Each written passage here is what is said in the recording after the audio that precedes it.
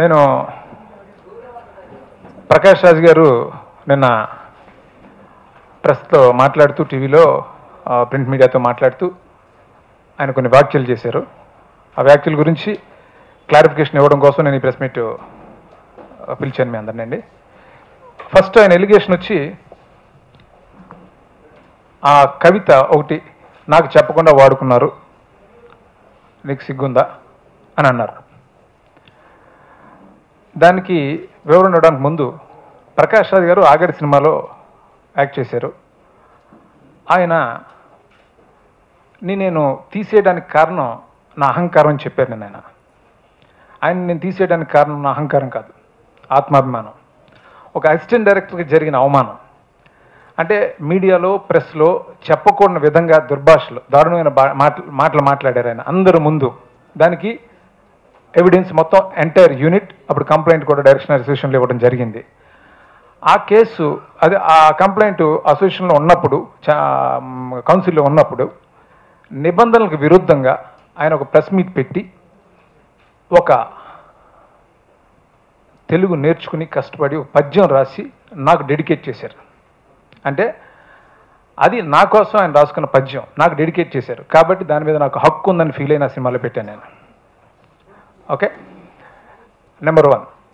Number 2, ఒక cinema రన్నింగ్లో ఉన్నప్పుడు, ఒక సినిమా వ్యక్తి అయ్యుండి సినిమా రన్నింగ్లో ఉన్నప్పుడు ఆ సినిమా రిజల్ట్ గురించి నెగిటివ్ ప్రచారం చేయటానికి మీకు సిగ్గు అంతకంటే పెద్ద పదం ఏదైనా ఉందా అని నేను అడుగుతున్నాను.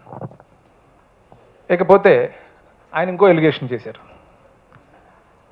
పెద్ద వాళ్ళ పేర్లు వాడారు. నేను ఆగడి సినిమాలో మీ అందరూ చూసుంటారు చాలామంది, పంచ్ డైలాగుల మీద సెటైర్ అనే ఒక పద్ధతిని పెట్టుకున్నాం క్యారెక్టర్ యాటిట్యూడ్లో. దాన్ని దూకుడు మీదే వేసాం. దూకుడు సినిమాలో మా డైలాగుల మీద మేమే సెటైర్ వేసాం. అది ఏ కాంటెక్స్ట్లో వేసామో సినిమా చూసిన మీ అందరికీ అర్థమైంది. దాని గురించి నేను చాలా సందర్భాల్లో క్లారిఫికేషన్ ఇచ్చాను, మహేష్ బాబు గారు కూడా ఇచ్చారు, ప్రొడ్యూసర్స్ ఇచ్చారు. అది అక్కడితో అయిపోయింది.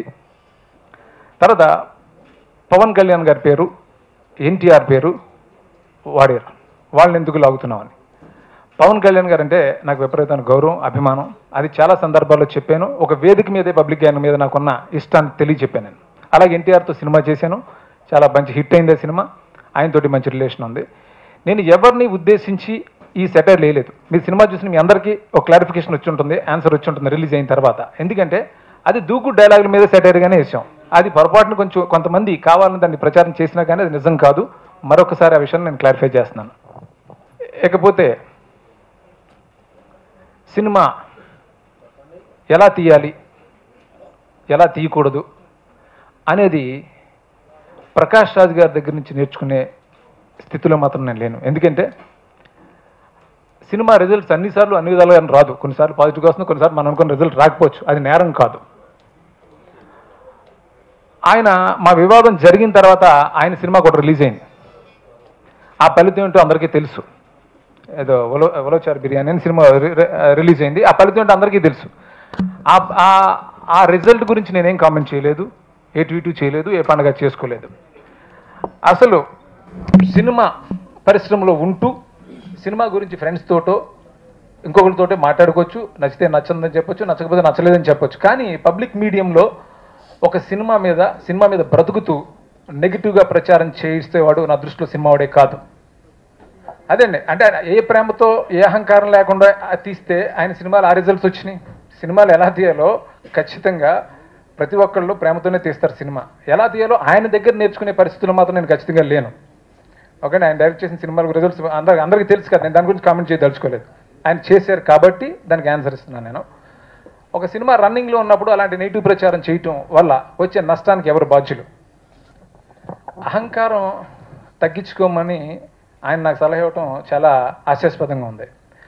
ఆయన మీద ఉన్న ఎలిగేషన్లు, ఆయన మీద ఉన్న కంప్లైంట్లు, ఆయన ఎన్నిసార్లు బ్యాన్ చేశారు, ఎన్నిసార్లు ఆయన ప్లీడ్ చేసి మళ్ళీ మన తెలుగు ఇండస్ట్రీని మళ్ళీ వచ్చి నేను ఆయన్ని తీసేసిన రోజు మా డైరెక్టర్స్ అసోసియేషన్లో అందరూ క్లాప్స్ కొట్టారు.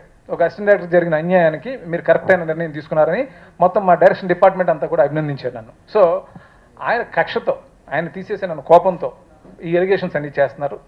సో నేను ఫైనల్గా చెప్పేది ఏంటంటే, ఇకనైనా ఆయన ఇలాంటివి మానుకుంటే మంచిది.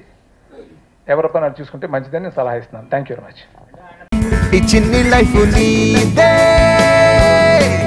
సరదాగా సాగాలి, జారిపోతే రాదే చెలరేగిపోవాలి. కలలే నిజమై నిన్ను చేరుకొని చిలిపి పనులే